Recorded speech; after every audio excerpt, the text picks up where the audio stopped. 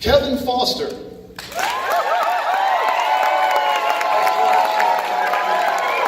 I'm here to talk about ethics. And ethics are difficult for most people to understand. And what people do not understand, they tend to ignore. Ignoring ethical problems can have devastating consequences, as you are about to hear. Once upon a time, I was a very successful real estate executive. I traveled the world with my wife, owned a mansion on the river and a place in the Virgin Islands. We loved our lifestyle, and we never thought it could go away. But it did. And I found myself here, in prison, in solitary confinement for protective custody. In prison lingo, this is known as the hole. It was cold and dreary and sparse. I went from drinking fine wine to begging for a carton of milk. But it was in the solitude of that cell that I decided that no one should have this experience. I am here today so that you do not have to have your picture taken like this. And you think your driver's license looked bad? They didn't even ask me to smile.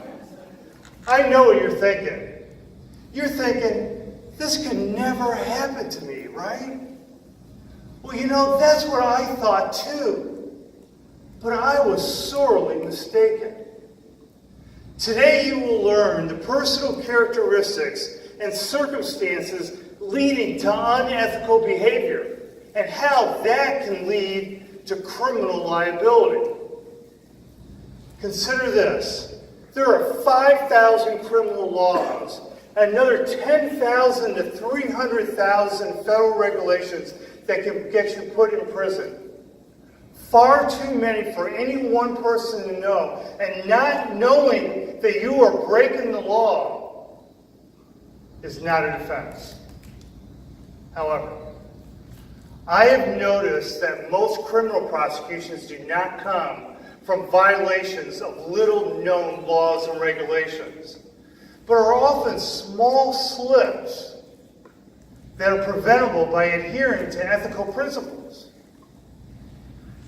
The problem is that ethics is an enigma to most people, something puzzling and mysterious. So I developed an ethics toolkit that provides clues as to whether someone is slipping into unethical behavior. So let me share the rest of my story with you. And along the way, I'll share my clues. And perhaps you have witnessed these clues previously in your life. When I worked at that real estate company, the owners would do things and say things that I thought were perhaps a little unethical, maybe even illegal. And I thought, well, that was them, not me.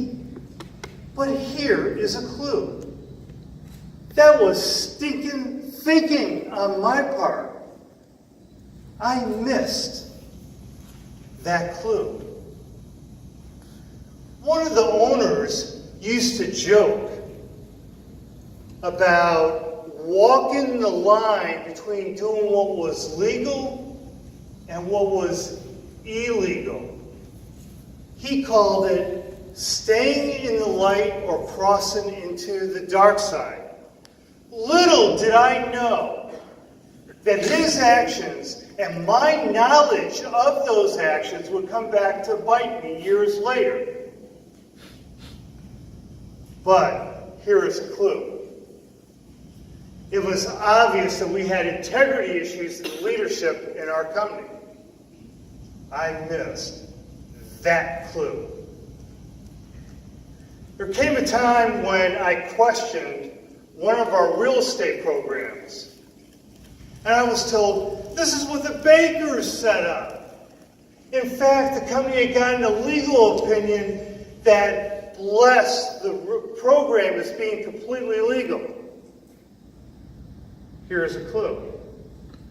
I should have trusted my gut and not relied on third-party validation, but I did not. As my high life went on and my money continued to roll in, one of the owners incredibly said, "When this all goes down, I will not be the only one going to prison." Well, who did I think he was talking about? Not me. Or so I thought. The sad thing is that I did not consider the consequences of letting all that unethical behavior slide by without me stopping it or walking away from it. I missed that clue.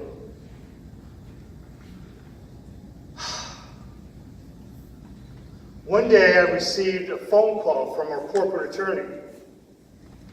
He told me that the state attorney general had just sued our company and all of its officers, which included me, for alleged fraud. And there was a federal criminal investigation. The feds were not accusing me of directly defrauding anyone. Instead, they were accusing me of conspiracy. Their claim was that as an officer of the company, I should have known that there was a fraud going on. And the fact that I did nothing to stop it must have meant that I participated in it. The federal prosecutors only had to show that I touched the conspiracy in some way in order to convict me of the entire conspiracy. And this was very easy to do with an email, a text, some document I wrote, a meeting that I attended. It is so easy to prove conspiracy. This is why white-collar defendants get convicted of it all the time. Well, one of those federal prosecutors visited my attorney. And essentially, I was given two options. I could either plead guilty, in which case my legal fees, according to my attorney, would be in excess of $1 million. Really? Oh yeah, on a complicated white-collar case, that's what they run. And I would probably lose, and I would spend in excess of 20 years in prison. Or I could plead guilty to one count. I would spend some time in prison, but there would be light at the end of the tunnel. Well, life is full of options. And sometimes those options are lousy. And that was the case here. But for better or for worse, I decided to plead guilty to one count. It was the best business decision I ever made. And to think it was all preventable. I would spend 37 months in a federal prison. You remember that phone call from my corporate attorney telling me that my life was about ready to change forever?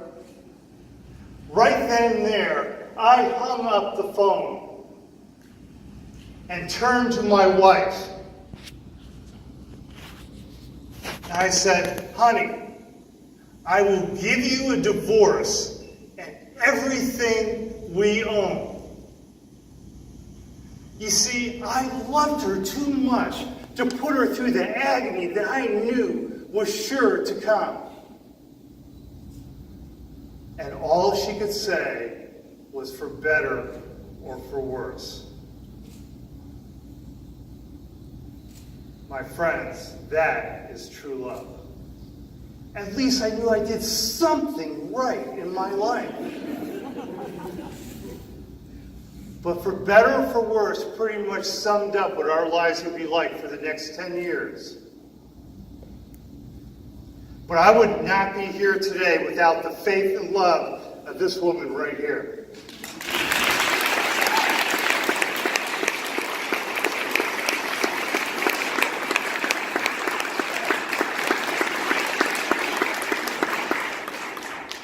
My friends, as you leave today, please do not make the same mistakes that I made.